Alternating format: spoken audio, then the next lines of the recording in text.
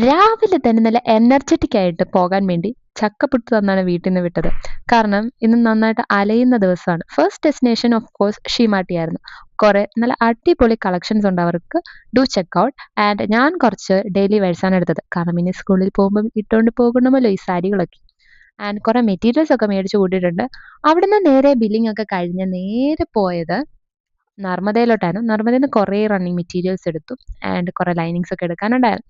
വിശന്ന് പോയപ്പം we went to Punjabi restaurant. കോട്ടയത്തെ മെയിൻ അട്രാക്ഷനാണ് ഡു വിസിറ്റ്. അത് കഴിഞ്ഞിട്ട് നേരെ പോയത് പേർപ്പിൾ സ്റ്റോറിലോട്ടാണ്. ആൻഡ് ഒത്തിരി സാധനങ്ങൾ നമുക്ക് ചെറിയ ചെറിയതൊക്കെ മേടിക്കണ്ടായിരുന്നു. വഴിന്ന് നമുക്ക് വേറൊരാളെ കിട്ടി കേട്ടോ. ഡ്യൂട്ടി ഒക്കെ കഴിഞ്ഞ് മാതാശ്രീ പോകുന്നുണ്ടായിരുന്നു. അതിനെയും പിടിച്ച് വണ്ടിയിൽ കയറ്റി. ആൻഡ് അവിടുത്തെ ഇതൊക്കെ കഴിഞ്ഞ് കഴിഞ്ഞപ്പോൾ ഒരു നാരങ്ങാവെള്ളത്തിൽ ഒതുക്കാമെന്ന് വെച്ചപ്പോൾ സമ്മതിക്കില്ല. Animol this is for you. Mummy ice cream കഴിച്ചു.